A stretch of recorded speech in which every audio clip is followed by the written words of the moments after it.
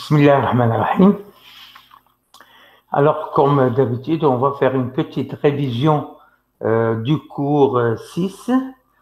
Hein, d'accord. On a vu donc les organes, après avoir vu les organes lymphoïdes primaires qui sont la moelle osseuse et le thymus, la moelle osseuse dans laquelle naissent les lymphocytes B et les lymphocytes T. Et les lymphocytes B, ils deviennent mûrs au niveau de la moelle osseuse. Les lymphocytes T vont migrer dans le thymus pour devenir mûrs. Alors, ensuite, une fois que ces lymphocytes sont mûrs, ils vont donc passer des organes lymphoïdes primaires vers les organes lymphoïdes secondaires. Alors, ces organes lymphoïdes secondaires, on a vu, ce sont donc des structures où les lymphocytes B et les lymphocytes T vont venir. Aussi, les cellules dendritiques qui apportent les antigènes, donc ils vont donc se coupler avec les lymphocytes T et les lymphocytes B au niveau des organes lymphoïdes secondaires pour démarrer la réaction immunitaire spécifique. D'accord? Alors, on a dit que les ganglions lymphatiques sont dans la circulation, le long de la circulation lymphatique. Là, c'est la structure d'un ganglion avec le cortex, la partie paracortex et la médullaire. D'accord? Alors, on a dit que dans le cortex, vous allez avoir surtout les lymphocytes B, d'accord? Les lymphocytes B au niveau du cortex. Au niveau de la paracortex, vous allez avoir des lymphocytes T. Et au niveau de la médullaire, vous allez avoir les lymphocytes B qui se sont transformés en plasmocytes, ainsi que certains lymphocytes T et bien sûr des anticorps qui vont être synthétisés. Alors, donc on a dit qu'au niveau du cortex, nous avons donc des centres germinatifs au niveau des follicules secondaires dans lesquels vous allez avoir le lymphocyte T qui va être stimulé par une cellule dendritique qui va apporter l'antigène, qui va se coupler au lymphocyte T pour l'activer. Le lymphocyte T va activer le lymphocyte B qui va donc rentrer dans la zone sombre, subir un certain nombre de proliférations et une hypermutation somatique.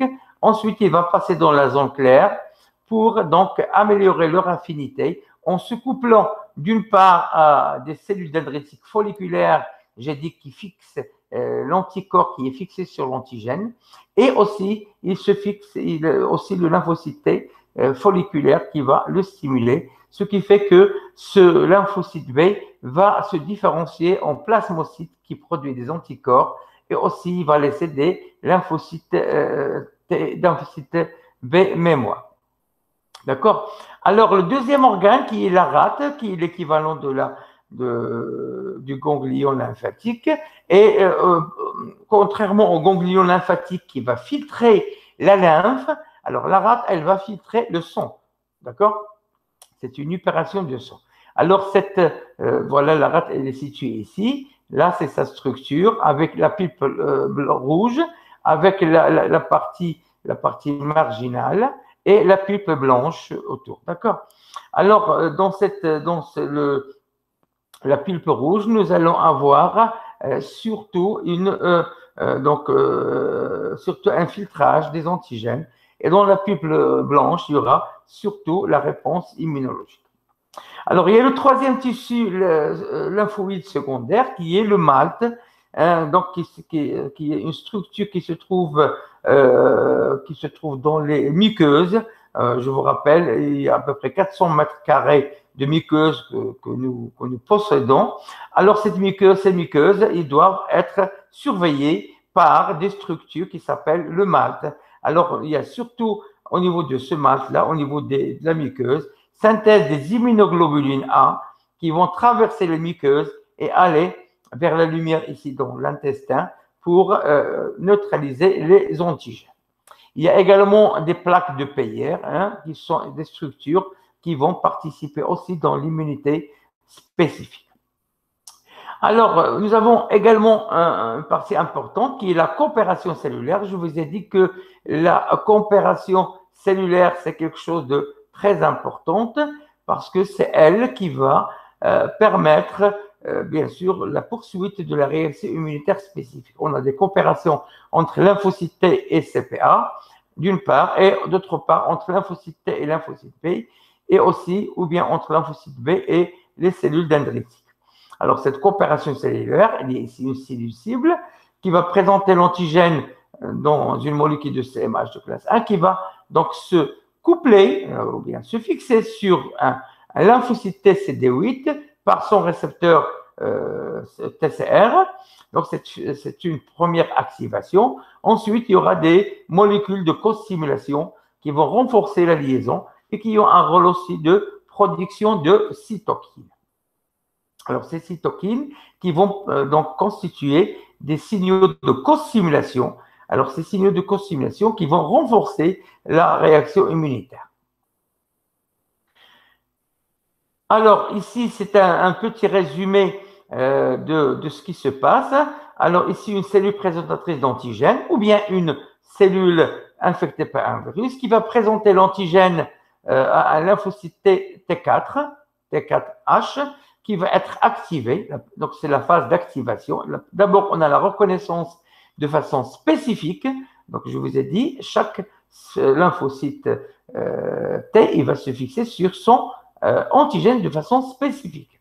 D'accord? Il y aura une activation de ce lymphocyte T4, puis une expansion clonale, donc c'est une multiplication, puis une libération, une différenciation qui va donner le lymphocyte T4 effecteur, qui va donc activer les macrophages et les lymphocytes B. Et une partie de ces lymphocytes qui va rester en mémoire. Dans le cas d'une infection virale, nous allons avoir une cellule infectée par le virus qui va présenter l'antigène au lymphocyte T8, hein, c'est la phase d'activation. Ensuite, il y aura une phase, donc une activation. Donc, bien sûr, il y a des cytokines, l'interleukine 2, qui va faciliter cette activation. Ensuite, il y aura une multiplication de ces lymphocytes. Donc, une partie va donner les lymphocytes CD8 qui vont se transformer en lymphocytes T cytotoxiques qui vont donc permettre la cytotoxicité, donc détruire la cellule infectée par le virus. Et une partie des lymphocytes B vont rester en mémoire. D'accord? Alors, dans ce cours 6, on va maintenant parler un petit peu des antigènes. On a parlé souvent des antigènes. Qu'est-ce que c'est des antigènes? Alors, les antigènes, ce sont donc des substances qui sont des protéines en général qui sont capables de provoquer et de mobiliser le système immunitaire et de provoquer une réaction immunitaire. D'accord? Donc, un antigène, de façon générale, c'est une substance, on va voir ce que c'est, qui est capable de mobiliser le système immunitaire et de provoquer une réaction immunitaire. Alors, la plupart des antigènes sont de grosses molécules complexes, naturelles ou synthétiques, que l'on ne rencontre pas normalement dans l'organisme. Alors, en général, on parle d'antigènes, donc pour les micro-organismes qui viennent de l'extérieur. D'accord? C'est ça, un antigène. Normalement, on ne le rencontre pas dans l'organisme. Ce sont des micro-organismes étrangers qui peuvent être pathogènes. En conséquence, notre système immunitaire les considère comme un intrus ou bien un non-soi. Alors, les micro-organismes ou bien les antigènes externes sont appelés font partie du non-soi et bien sûr, nos cellules sont du soi. Alors, il y a deux types d'antigènes. Il y a des antigènes complets et des antigènes incomplets des APN. Les antigènes peuvent être complets ou incomplets. D'accord? Les antigènes complets présentent deux propriétés. Il y a l'immunogénicité et la réactivité. Alors, qu'est-ce que c'est que l'immunogénicité? L'immunogénicité, c'est la capacité de stimuler la prolifération des lymphocytes spécifiques et la formation d'anticorps. C'est une immunogénicité, ça veut dire de stimuler la réaction immunitaire, stimuler la prolifération des lymphocytes spécifiques et la formation d'anticorps. Ça, c'est l'immunogénicité. La deuxième propriété qui est la réactivité, qui est la capacité d'interagir avec les lymphocytes activés et les anticorps libérés à l'occasion de réactions immunologiques. Alors, c'est l'étape qui est la suivante. Il y a d'abord l'immunogénicité qui stimule la prolifération des lymphocytes et formation d'anticorps. Ensuite, il y a la réactivité, qui est la capacité d'interagir avec les lymphocytes activés, les anticorps libérés à l'occasion des réactions immunologiques. Donc, ça, ce sont deux propriétés fondamentales des anticorps complets. Alors, un antigène complet peut être toutes les protéines étrangères, d'accord?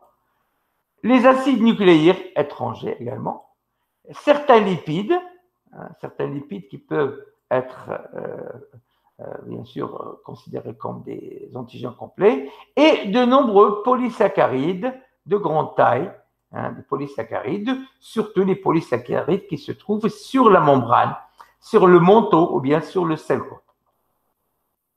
Alors, tout cela peuvent être donc des antigènes complets.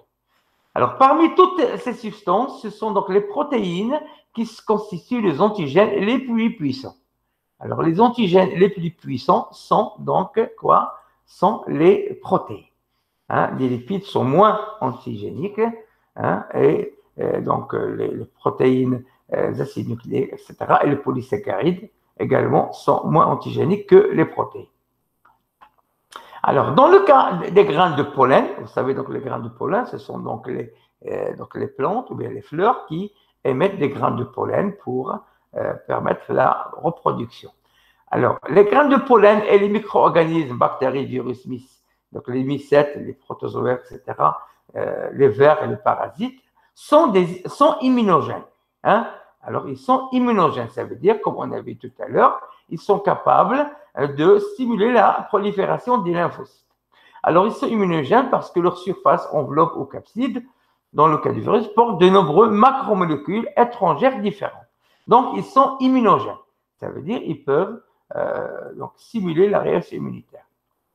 Un même micro-organisme peut porter plusieurs antigènes. Donc, par exemple, une bactérie, elle peut avoir plusieurs antigènes différents qui peuvent donc provoquer des réactions immunologiques spécifiques différentes. Par exemple, les antigènes de la capsule d'une bactérie sont différents, sont différents des antigènes de sa paroi ou de ses flagelles. Donc, il y a plusieurs antigènes sur la même bactérie. En général, les petites molécules telles que les peptides, les nucléotides, les nombreuses hormones ne sont pas immunogènes.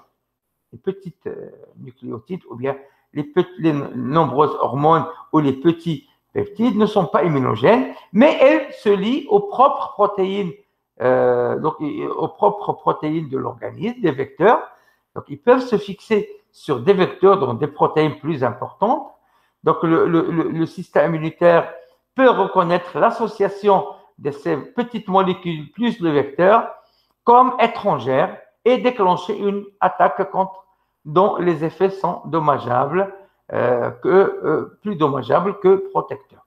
Donc, les petites molécules qui normalement ne sont pas immunogènes peuvent se lier à de grosses protéines, à de grosses molécules, qui, elles, l'association va être immunogène et peut provoquer une réaction immunitaire qui peut être dommageable, qui peut être des fois mortelle. Alors, nous avons par exemple les allergies, dans de tels cas, les petites molécules coupables est appelée aptène. Aptène, ça veut dire saisir, ou antigène incomplet. Aptène ou antigène incomplet, pourquoi? Parce que ces aptènes ne possèdent pas d'immunogénicité, ils possèdent une réactivité. À moins d'être couplés à des protéines vecteurs, les aptènes possèdent la propriété de réactivité, vous voyez, il y a la propriété de réactivité, mais non celle de l'immunogénicité. Ça veut dire que ces aptènes, s'ils se couplent à des protéines vectrices comme ici, protéines plus grosses, elles peuvent devenir des antigènes complets et provoquer des réactions immunitaires spécifiques. Outre certains médicaments, des substances chimiques peuvent se comporter comme des aptènes. des substances chimiques, certains produits cosmétiques ou quelques produits domestiques, industriels, courants, ils peuvent donc se comporter comme des aptènes, hein, et bien sûr, se coupler à des vecteurs et devenir donc, des antigènes complets qui peuvent provoquer des réactions immunitaires spécifiques. Alors, le cas de la pénicilline, que vous savez, c'est un antibiotique sécrété par Penicillium, une bactérie. Alors, cette pénicilline qui sert donc pour guérir, pour détruire les bactéries, est bien connue. Donc, cet antibiotique n'est pas une substance antigénique en elle-même, mais elle peut devenir en s'unissant à des protéines du sang, hein, qui va servir comme vecteur, et provoquer alors une réaction allergique grave. Alors, vous savez qu'il y a certaines personnes, s'ils s'injectent la pénicilline, ils peuvent avoir des effets immunologiques très graves qui peuvent conduire même à la mort. Alors, la pénicilline, qui normalement n'est pas immunogénique, c'est un aptène qui peut se coupler à des protéines vectrices du sang pour devenir un antigène complet et produire une réaction allergique grave. Alors, un antigène, en général, hein, il peut porter plusieurs, donc ce qu'on appelle des déterminants antigéniques ici, hein, c'est comme des serrures. Ces déterminants antigéniques contre lesquels vont être fabriqués des anticorps spécifiques, ici l'anticorps A, ici l'anticorps B, ici l'anticorps C, alors qui va se fixer de façon spécifique sur son déterminant antigénique. D'accord? C'est comme l'histoire d'une clé et d'une serrure, hein, qui va donc se fixer de façon spécifique sur la clé qui va rentrer spécifiquement dans sa serrure. Alors, la capacité d'une molécule de se comporter comme un antigène repose à la fois sur sa taille et sur la complexité de sa structure. D'accord? Seules certaines parties d'un antigène complet, appelées déterminants antigéniques, c'est ces parties-là, hein, ou bien épitopes, déterminants antigéniques ou bien épitopes, sont antigéniques. Seulement ces parties-là qui sont antigéniques. Le reste n'est pas antigénique, ça veut dire qu'ils ne peuvent pas activer une réaction immunitaire spécifique. Alors, les anticorps libres ou bien les lymphocytes activés peuvent se lier à ces sites, hein, d'une façon assez semblable à celle d'une enzyme avec son substrat. Une enzyme qui se fixe sur son substrat ou bien une clé qui rentre dans sa serrure de façon spécifique, c'est la même chose qu'un anticorps qui se fixe sur son épitope ou bien sur son déterminant antigénique. Alors, la majorité des antigènes naturels présentent à leur surface plusieurs déterminants antigéniques différents, comme je l'ai dit, certains plus aptes que d'autres à provoquer une réaction immunitaire. Bien sûr, chacun a son immunogénicité, ça veut dire qu'ils peuvent provoquer une réaction immunitaire plus forte que l'autre, ça dépend des épitopes. Alors, des déterminants antigéniques différents sont reconnus par des lymphocytes différents, hein. Ici, chaque déterminant va être reconnu par un lymphocyte B, lymphocyte B1, lymphocyte B2, lymphocyte B3. Donc, ce sont des lymphocytes différents et chaque lymphocyte va démarrer une réaction immunitaire spécifique contre ce déterminant antigénique. Un seul antigène peut mobiliser contre lui plusieurs populations de lymphocytes et stimuler la formation d'une grande variété d'anticorps. Donc, un seul antigène peut avoir plusieurs déterminants antigéniques et provoquer plusieurs types d'anticorps. D'accord? Les grosses protéines portent bien sûr des centaines de déterminants antigéniques, ce qui explique leur haut degré d'immunogénicité et de réactivité. Les grosses molécules, bien sûr, ils vont avoir plusieurs déterminants, donc des centaines de déterminants antigéniques, ce qui va provoquer, donc bien sûr, la production de centaines d'anticorps différents. D'où leur haut degré, hein, de réactivité. Hein. C'est pour ça que les grosses protéines sont très réactives et sont des anticorps, sont des antigènes complets très forts.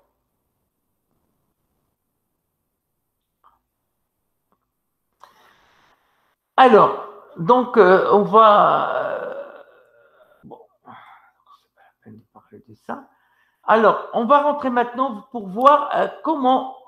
donc, maintenant, on a vu les antigènes. On a dit qu'il existe des antigènes complets et des antigènes incomplets.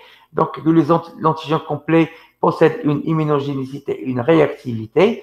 Et l'antigène incomplet, qui est un aptène, s'il se couple, donc incomplet, il ne possède pas d'immunogénicité, mais il possède une réactivité. S'il se couple avec une protéine vectrice, il peut devenir un antigène complet et provoquer une réaction immunitaire spécifique.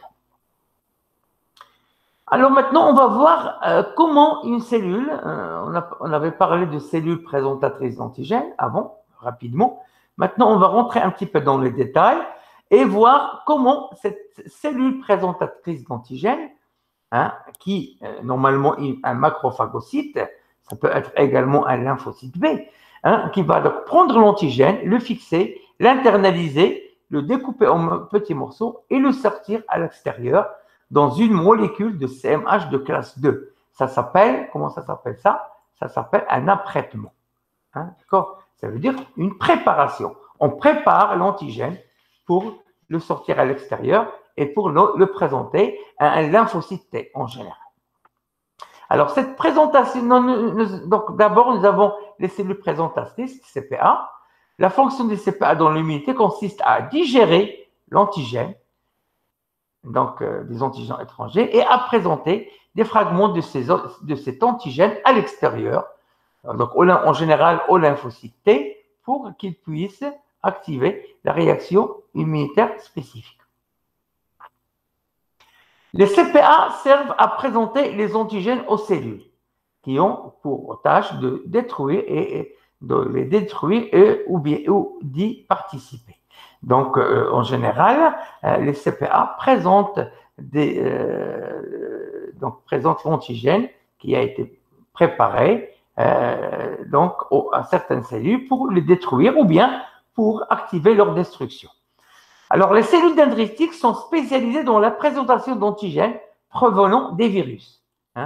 En général, les virus qui rentrent dans le tissu, en général, ce sont les cellules dendritiques qui les prennent, qui vont les digérer, les phagocyter et les présenter. Les macrophagocytes, comme les macrophages, les monocytes, ou les PNN, dont celles des antigènes particulières, bactéries ou aussi des virus. Donc, les macrophagocytes, surtout les bactéries. Donc, ils sont spécialisés des bactéries, mais il peut y avoir également des virus qui sont reconnus. Alors, les lymphocytes B, comme on va voir par la suite, ils sont spécialisés dans la synthèse des anticorps, mais également, ils peuvent capter les antigènes, comme on a dit, qui sont libres dans le sang, ou même celles qui sont particulières, qui sont fixées sur des membranes protéiques.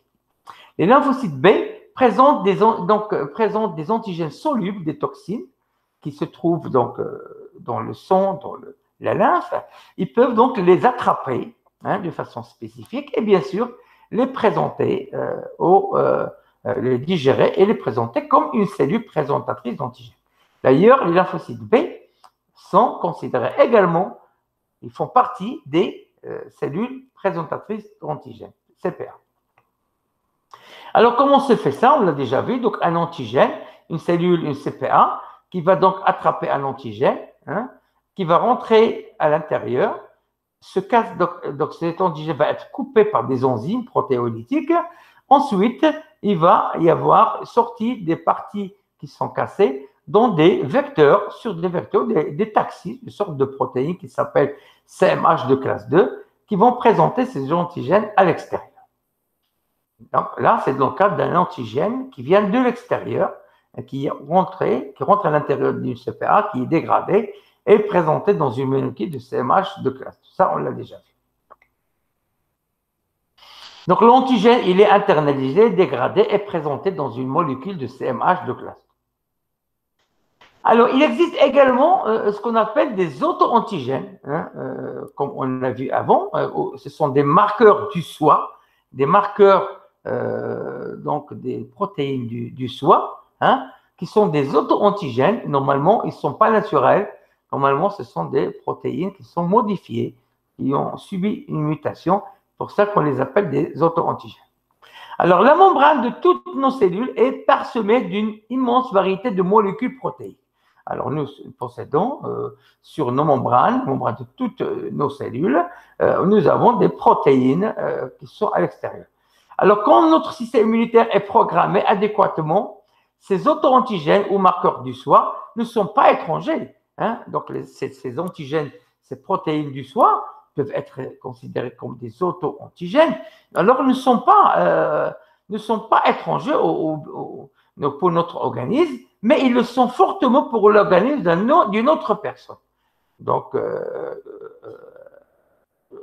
mes protéines personnelles ne sont pas étrangères pour moi, mais elles sont étrangères pour une autre personne. D'accord? Alors, c'est le phénomène qui est à l'origine des réactions indésirables déclenchées par une transfusion ou un greffon. Par exemple, si je prends un morceau de foie ou un morceau de rein, etc., et je le transpose à une autre personne, je le transplante à une autre personne, donc cette personne, elle va considérer que le tissu qu'on lui a injecté, qu'on lui a greffé, étranger, donc il va essayer de le détruire. Alors, parmi ces protéines de surface qui marquent les cellules comme faisant partie du soi, se trouve un groupe de glycoprotéines appelées protéines du CMH ou bien système HLA. Ça, on en a parlé. Hein? Donc, ce sont des protéines de CMH, Human Leukocyte Antigen, qui sont codées par les gènes composant le complexe majeur d'histocompatibilité. Alors, ces protéines sont codées par ces CMH et on appelle ces protéines de façon fausse, on les appelle CMH. Mais en fait, ce sont donc des antigènes, pas des antigènes, ce sont des gènes qui vont coder pour des protéines du CMH. Et on les appelle CMH, donc on avait molécules de CMH. Il est peu probable que deux individus, sauf les vrais jumeaux, possèdent des protéines du CMH identiques. Alors, les CMH, chaque personne possède son CMH personnel. D'accord? D'ailleurs, donc chacun, nous, on possède les mêmes CMH pour toutes nos cellules. On a les mêmes CMH. C'est comme une pièce d'identité, donc ça fait partie du système HLA. Alors, il existe deux catégories de protéines CMH. Il y a, comme on a dit, des CMH de classe 1. Presque toutes les cellules de l'organisme les possèdent. Toutes nos cellules possèdent des CMH de classe 1. Et aussi, on a des CMH de classe 2. Hein. Alors, cette classe 2 rencontrée seulement sur certaines cellules qui interviennent dans la réaction immunitaire. Alors, surtout dans les cellules immunitaires, qui prennent l'antigène, qui les dégradent et qui les présentent à l'extérieur dans une molécule de CMH de classe 2. Alors, les cellules de notre corps, normalement, ne possèdent pas de CMH de classe 2, mais elles possèdent toutes les CMH de classe 1. D'accord? Alors, schématiquement, les protéines CMH de classe 1 et de classe 2 sont schématiquement comme ça. Donc, c'est une protéine qui est fixée par une petite protéine à la membrane cellulaire. D'accord? Et ici, vous avez un creux, ce creux dans lequel va se fixer de façon spécifique l'antigène ou bien la morceau d'antigène qui va sortir de la cellule. Il va sortir dans ce creux-là. C'est comme un bol dans lequel vous avez le peptide à présenter ou bien l'antigène à présenter. Alors, pour le CMH, oui, d'accord, dans ce cas, donc pour la classe 1, donc vous avez une seule queue. Et pour le classe 2, c'est pour ça que vous avez deux CMH de classe 2, là, CMH de classe 1 parce qu'il y a une seule queue. Vous avez la même chose, donc avec une protéine qui a comme un creux dans lequel on a un antigène qui est présenté. Alors, chaque molécule du CMH possède un sillon profond. Vous avez ici un sillon, un creux profond, la niche à peptide qui contient habituellement un peptide à présenter. Bon, alors là, je vais vous présenter un schéma de synthèse, un schéma qui vous montre comment une cellule présente l'antigène vers l'extérieur. Alors ici, vous avez un schéma qui est un petit peu compliqué, mais on va essayer d'aller doucement. Alors je vais l'expliquer sur le schéma ici. Et après, on va avoir le texte. Vous pouvez le lire tranquillement pour essayer de réexpliquer le schéma.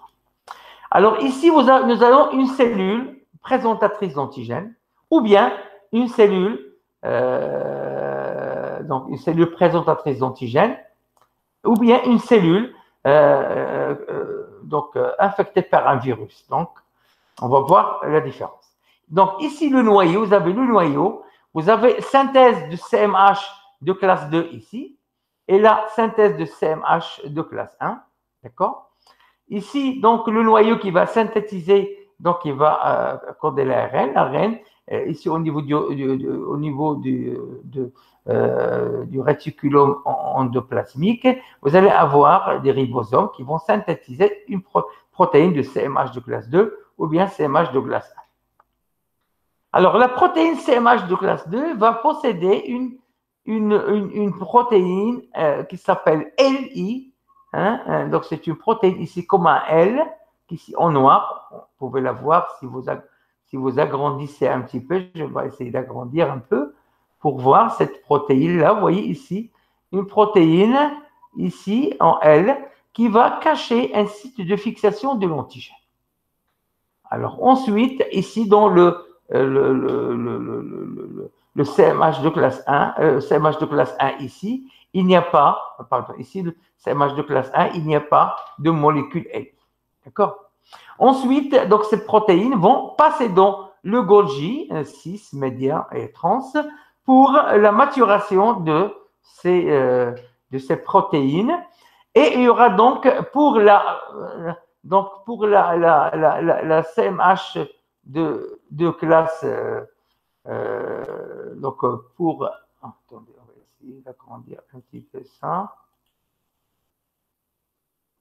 Voilà. Alors, pour le CMH de classe 2, il va sortir. Quand il sera dans le réticulum endoplasmique, il va passer dans une vésicule de stockage de CMH de classe 2.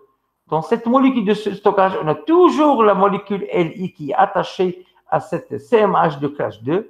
En plus, ça va passer dans une autre vésicule avec des enzymes. Vous allez avoir donc des enzymes. Donc, alors, ici, l'antigène qui va venir de l'extérieur, une bactérie par exemple, va rentrer par endocytose, va rentrer dans des vésicules, une vésicule qui contient des enzymes, va se couper en petits morceaux et des morceaux d'antigène vont se fixer.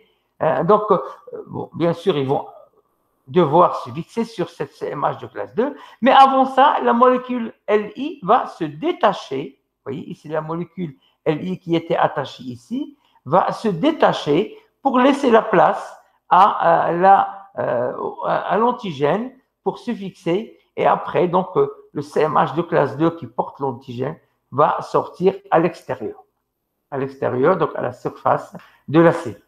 Ça, c'est la présentation de l'antigène qui vient de l'extérieur, par exemple une bactérie, qui donc va retrouver le CMH de classe 2 qui est synthétisé et qui va se coupler à des morceaux de cette bactérie et pour ensuite des morceaux des antigènes vont sortir dans une molécule de CMH de classe 2. Alors je vous rappelle que cette partie, ça fait partie du cas de quand il y a un antigène qui vient de l'extérieur, surtout si c'est une bactérie. Dans le deuxième cas, dans le cas où nous avons une infection par un virus, le virus, vous savez, il va se fixer sur la membrane, il va injecter son génome au niveau du noyau, et le noyau, il va synthétiser des virus. Alors, nous allons avoir une synthèse de CMH de classe 1, en même temps, la synthèse du virus qui va être couplé à ce CMH de classe 1. Alors, ce CMH de classe 1 il va sortir avec le virus, traverser le Golgi et sortir dans une molécule de CMH de classe 1. Donc, ça va sortir à l'extérieur. Dans ce cas-là, ce CMH de classe 1, il va présenter un virus qui a été synthétisé par la cellule. Donc, c'est un antigène qui est endogène. Hein, qui est endogène, ça veut dire un antigène qui vient de l'intérieur. Par contre, ici, l'antigène, il vient de l'extérieur. C'est un antigène exogène. D'accord? Donc là, ça représente un peu donc les deux schémas, les deux cas de figure. D'accord? Le cas de CMH de classe 2, comment il présente l'antigène qui vient de l'extérieur.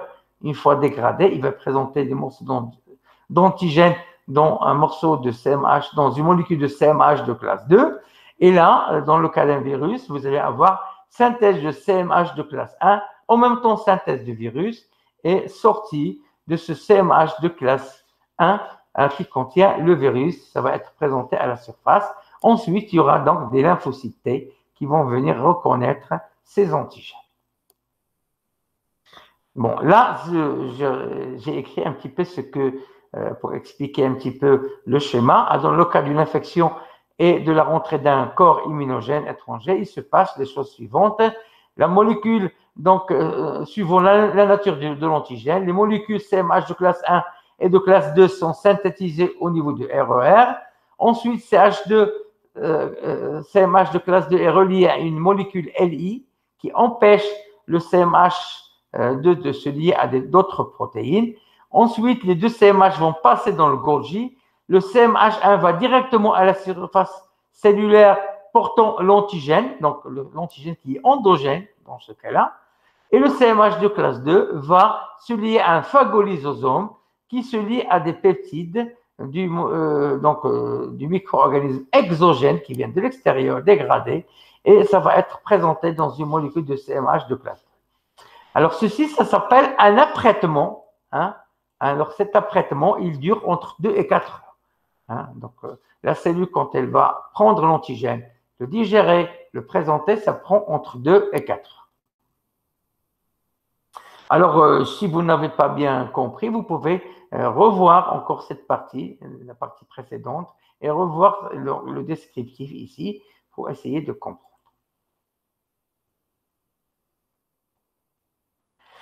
Alors, bon, on n'a pas encore vu les anticorps, mais on sait que les anticorps sont synthétisés que par les lymphocytes B, ils vont se lier de façon spécifique à leur antigène. Alors, on a donc des signaux entre l'antigène et l'anticorps. Donc, la stimulation par le récepteur de l'antigène, le premier signal, est nécessaire, mais pas suffisant pour activer un lymphocyte. Alors, quand un antigène se fixe sur un lymphocyte, ça va constituer ce qu'on appelle le premier signal. Alors, ce premier signal va donc activer le lymphocyte, mais ce n'est pas suffisant. Il faut un deuxième signal délivré par un autre type de cellule et nécessaire à l'expansion, à la différenciation qui lui fait suite. Donc, un deuxième signal est nécessaire pour la suite de l'activation du lymphocyte, par exemple. Alors, pour le lymphocyte B, ce deuxième signal est donné par le lymphocyte T. C'est pour ça que je vous ai dit que le lymphocyte T, c'est lui qui va déclencher la réaction immunitaire spécifique. Alors, le lymphocyte T, donc le lymphocyte B, a besoin de l'activation par le lymphocyte T pour permettre bien sûr, la poursuite de la réaction immunitaire spécifique. Alors, et plus particulièrement par la sous-population donc TH2, lymphocyte TH2. D'accord? Alors, cette population TH2, c'est elle qui va stimuler le lymphocyte B pour produire des anticorps. Donc, c'est ce qu'on appelle, on va voir par la suite, la réaction immunitaire spécifique humorale. Humorale, ça veut dire qui produit des anticorps. Alors, celle-là a besoin de lymphocyte TH2. D'accord? On va voir par la suite, celle qui active le lymphocyte T cytotoxique, c'est une population TH1. Alors, pour le lymphocyte T naïf, ce deuxième signal, encore appelé co-stimulateur, peut être apporté par trois populations distinctes qui sont ou bien le lymphocyte B qui va activer le lymphocyte T, ou bien le macrophage qui va présenter l'antigène qui est une CPA qui peut présenter l'antigène au lymphocyte T, ou bien une cellule dendritique folliculaire qui va présenter l'antigène au lymphocyte T. Alors, tous ces trois-là sont considérés comme des cellules présentatrices d'antigènes qui vont présenter l'antigène au lymphocyte T pour l'activer, pour suivre l'activation. D'accord? On va voir ça dans un schéma plus long. Alors, l'activation du lymphocyte T nécessite non seulement ce co-stimulateur, mais aussi un traitement et une présentation particulière de l'antigène dont seuls sont capables les CPA. Comme on a vu tout à l'heure, donc l'activation du lymphocyte T, comme on a dit avant, donc le lymphocyte T ne peut pas reconnaître l'antigène libre, il faut que l'antigène soit présenté dans une molécule de CMH de classe 2 pour l'activer. Les antigènes libres ne sont pas reconnus par le lymphocyte T, ils sont reconnus par le lymphocyte B. D'accord? D'accord? Il faut retenir ça. Le lymphocyte T ne reconnaît pas les antigènes libres, il faut que l'antigène soit présenté dans une molécule de CMH de classe 2 par une CPA. Alors, l'absence de deuxième signal, c'est-à-dire pour une présentation de l'antigène par toute autre cellule de l'organisme, la stimulation du lymphocyte T aboutit à une non-réponse. Une non-réponse, ça veut dire que s'il n'y a pas de stimulation, de co-stimulation, il n'y a pas de réponse cellulaire. Hein? Alors, ça va nous emmener à une théorie, ce qu'on appelle la théorie de la tolérance. Ça veut dire que si d'autres cellules du corps présentent l'antigène, autre que les cellules immunitaires, hein, s'ils présentent, mais donc le lymphocyte ne veut pas reconnaître ça, ça va être considéré comme une non-réponse et il n'y aura pas une suite à cette activation. Cette non-réponse ou bien énergie, on appelle énergie, est le support de la tolérance périphérique. Alors, cette tolérance périphérique, ça veut dire cette tolérance, puisque donc nos cellules immunitaires n'ont pas été stimulées, n'ont pas reçu une deuxième stimulation, une co-stimulation. Ça veut dire que les lymphocytes T considèrent que les cellules du foie comme cellules du foie, il ne faut pas les attaquer. Donc, ils sont tolérants envers ces non-cellules, les cellules du foie.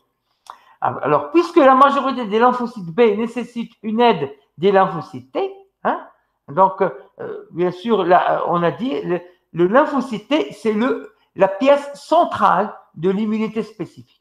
Si le lymphocyte T n'est pas activé, n'est pas suffisamment stimulé, il ne peut pas donner une réaction immunitaire spécifique, même si le lymphocyte B est stimulé.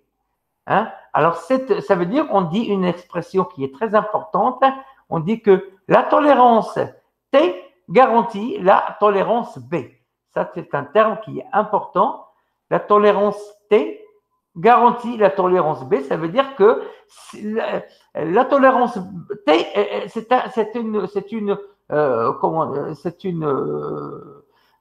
une garantie. Donc, c'est une garantie. C'est une protection pour empêcher la stimulation du lymphocyte B. Donc, elle va garantir sa tolérance, elle va garantir une bonne immunité et ne pas avoir une auto-immunité. D'accord? Bon, alors, cette dernière partie, on va y revenir plus tard dans comment ça se fait, cette tolérance, comment il va y avoir cet apprentissage au niveau de la tolérance. On va voir ça dans le cours suivant. Alors là, on va arrêter donc notre cours 7 et je vous demande de revoir cette vidéo de façon lente. Bien sûr, avant de voir ce cours-là, il faut avoir déjà vu les autres cours donc pour pouvoir suivre la procédure, le cours de façon correcte. Alors, si vous avez des questions, vous pouvez m'envoyer des messages et là, on va arrêter notre cours et je vous remercie pour votre attention.